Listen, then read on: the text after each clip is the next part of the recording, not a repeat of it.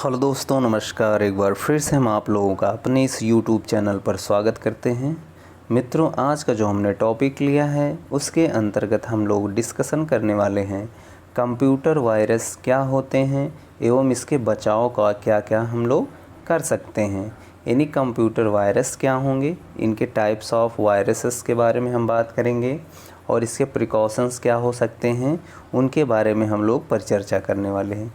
जैसा कि मित्रगणों आप लोग समझते होंगे, ये जो पोर्शन हमने आज का लिया है वो आपका बेसिकली आईसीटी यानी इंफॉर्मेशन कम्युनिकेशन एंड टेक्नोलॉजी के कंसर्न में है।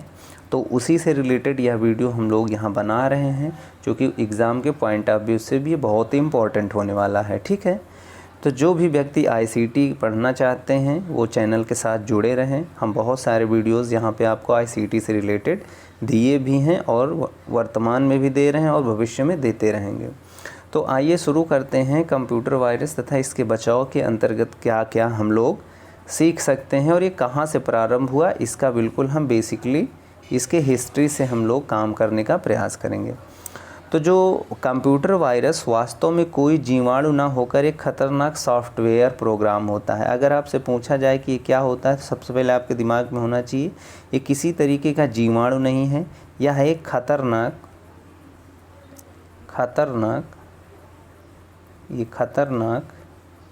एक सॉफ्टवेयर प्रोग्राम है। सॉफ्टवेयर प्रोग्राम है। ठीक है, यह एक खतरनाक सॉफ्टवेयर प्रोग्राम होता है या एक कोड होता है। ठीक है, पहले तो ये समझिए कि ये क्या होता है। या तो एक खतरनाक सॉफ्टवेयर प्रोग्राम होता है अथवा यह एक कोड होता है जो कंप्यूटर के अंदर घुस करके क्या करता है मित्रों, कंप्यूटर को क्षतिग्रस्त करता है। यानी जो कंप्यूटर के अंदर घुसकर उसके कंप्यूटर के भागों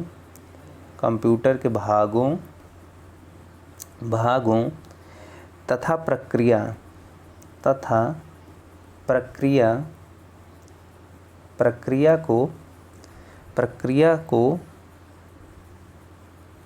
प्रक्रिया को इस प्रकार नकारात्मक रूप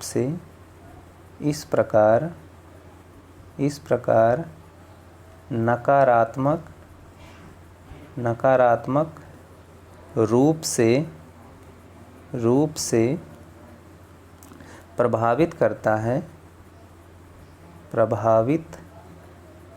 प्रभावित करता है कि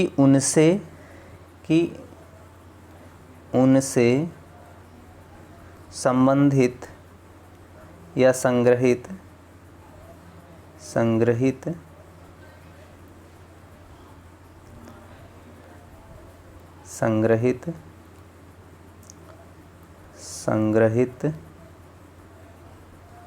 सॉफ्टवेयर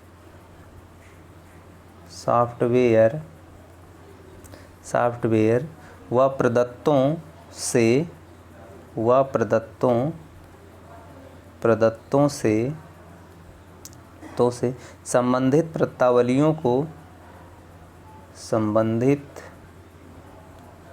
संबंधित पत्रावलियों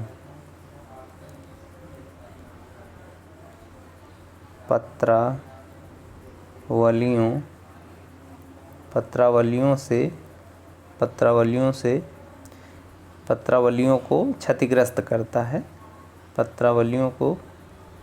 क्षतिग्रस्त करता है।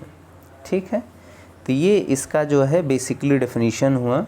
जो कंप्यूटर वायरस होता है वास्तव में कोई जीवाणु ना होकर एक खतरनाक सॉफ्टवेयर प्रोग्राम होता है।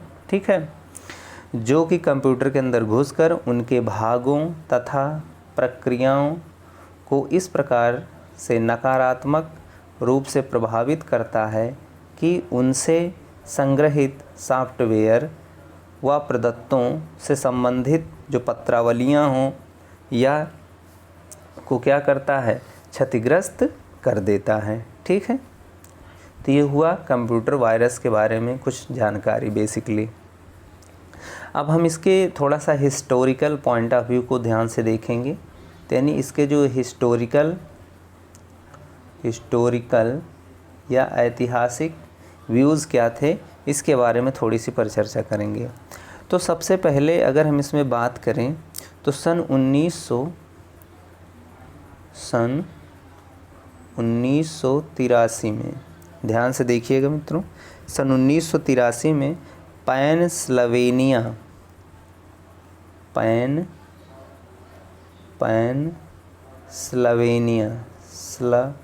स्लोवेनिया, ठीक है, पेंसिल्वेनिया विश्वविद्यालय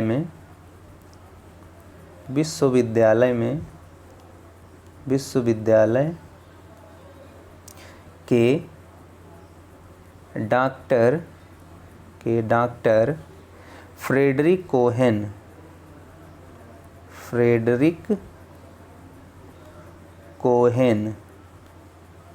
कोहेन, ये नाम याद करना मित्रों। डॉक्टर फ्रेडरिक कोहेन ने एक ऐसे कोड की रचना की थी जो अपने जैसे कोड को स्वयं ही जन्म दे सकता था। ध्यान से मित्रों समझिए, सन 1983 में पेंसिल्वेनिया विश्वविद्यालय के डॉक्टर फ्रेडरिक कोहेन ने एक ऐसे कोड की संरचना किया था, इस प्रकार कोड की संरचना का जन्म दिया था जो अपने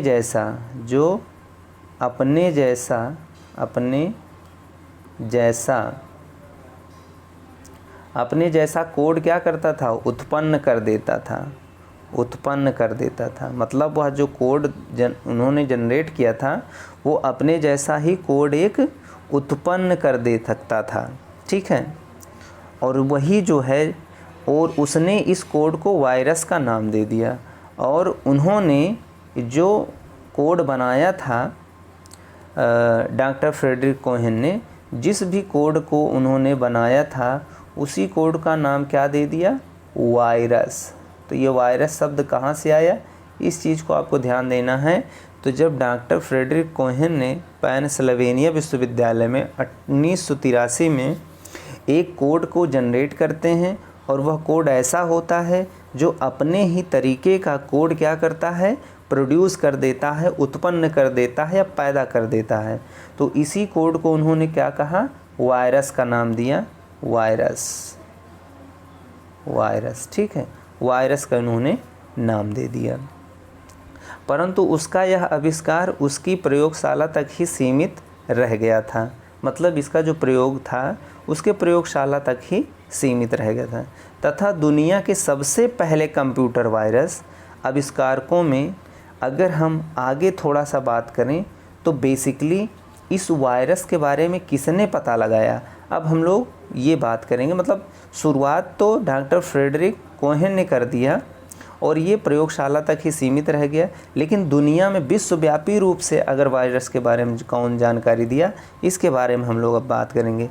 तो विश्व भर में इसकी जानकारी के लिए दुनिया के सबसे पहले कंप्यूटर वायरस आविष्कारकों में लाहौर के, यानी पाकिस्तान इसमें आगे निकल गया, यानी लाहौर में ध्यान से मित्रों ध्यान दीजिएगा, लाहौर में वसीम व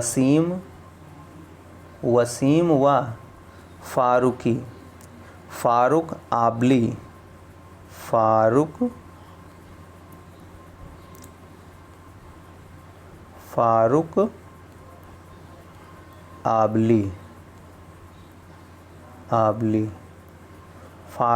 वसीम व फारूक आबली, ये दो पाकिस्तानी भाई थे।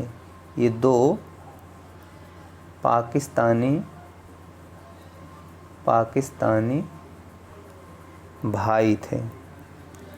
भाइयों ने इसकी खोज की थी, ध्यान समझिएगा, पाकिस्तानी भाइयों का नाम लिया जाता है। इन्होंने ही सबसे पहले कंप्यूटर वायरस की विश्वव्यापी रूप से इन्होंने खोजा था या पहचाना था। इन्होंने सन 1985 में 1985 में, ठीक है, इन्होंने सन 1985 किन्होंने, ये जो पाकिस्तानी लाहौर के वसीम और फ़ारूक आबली थे, इन्होंने 1985 में ब्रेन नामक वायरस को पहचाना। ये मोस्ट इम्पॉर्टेंट है पॉइंट, ब्रेन, ठीक है, BRAIN, ये ब्रेन नामक वायरस को पहचाना। सबसे पहले दोनों भाइयों ने ब्रेन नामक वायरस को पहचाना, ठीक है, तथा एवं तब से आज तक नए नए वायरसों की चर्चा होती रहती है। तो अगर बात आती है तो सबसे पहला जो वायरस था जो विश्व रूप से सामने आया तो 1985 में, और उस वायरस का नाम था ब्रेन। आज हम देख रहे हैं कई प्रकार के कंप्यूटर में वायरस इकट्ठे हो जाते हैं और उन वायरस का नया नया नाम प्रोड्यूस कर दिया जाता है, ठीक है। और इस तरह के संक्रमित फाइलें जो होती हैं जब प्रयोग में लाई जाती हैं तब स्वतः गलत काम करने की प्रक्रिया हो जाती है एवं परिणाम स्वरूप हम बात करें तो कंप्यूटर के भंडारण माध्यम यानी स्टोरेज मीडिया अर्थात हार्ड डिस्क जो होता है में संग्रहित सूचना यानी जो भी डाटा उसके अंदर संग्रहित होती हैं तथा अन्य प्रोग्राम या तो आवंटित या ऊट पटांग के बदलाव आ जाता है। जैसा कि आप लोग जानते होंगे मोबाइल में भी यही प्रक्रिया होती है और साथ ही साथ कंप्यूटर्स में भी यही प्रक्रिया होती है और कंप्यूटर की स्मृति से सब गायब हो जाते हैं। तो ये था थोड़ा बेसिकली हिस्टोरिकल बात। अब हम आपको मित्रों बात करेंगे कि टाइप्स ऑफ वायरस कितने प्रकार के होते हैं, यानी वायरस के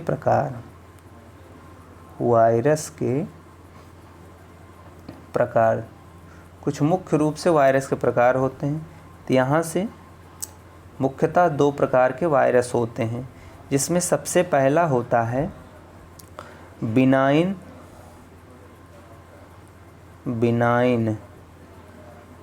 वायरस होता है और दूसरा होता है गैलिगनैंट।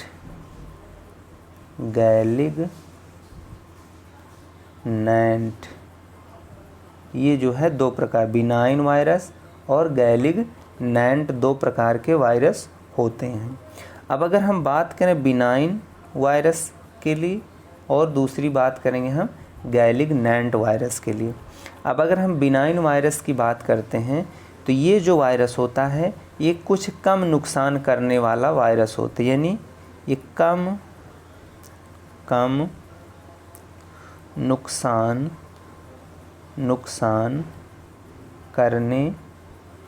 करने वाला वायरस होता है। मतलब जो गैलिगनैंट है उससे यह कम नुकसान कारक वायरस होता है, ठीक। और इसी के अंतर्गत हम इसमें बात करते हैं, इस प्रकार के वायरस वास्तविक रूप में कोई नुकसान कंप्यूटर सिस्टम को नहीं पहुंचाते हैं। मतलब जो बिनाइन वायरस है उसी के अंतर्गत हम बात कर रहे हैं कि इस प्रकार के वायरस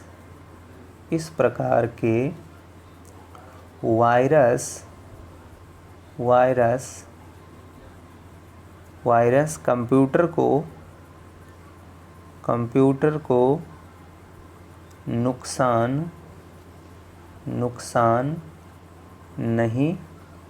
नहीं पहुंचाते हैं, ठीक है।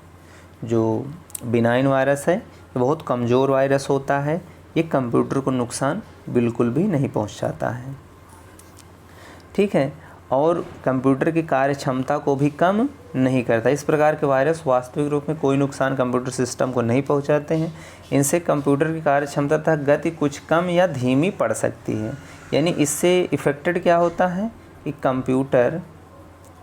कंप्यूटर की गति यानी स्पीड होती है कुछ कम या बढ़ सकती है, बस। इसके अलावा और कोई नुकसान इस वायरस से कंप्यूटर में नहीं होता है, ठीक है। लेकिन अगर हम बात करें हम लोग कि मैलिग्नेंट वायरस जो है उसका क्या काम होता है, तो ये थोड़ा सा ख़तरनाक वायरस हो जाता है। यानी हम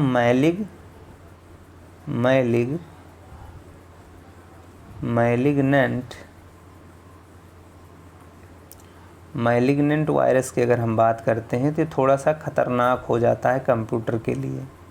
ठीक है मित्रों, तो जो मैलिग्नेंट आपका वायरस है,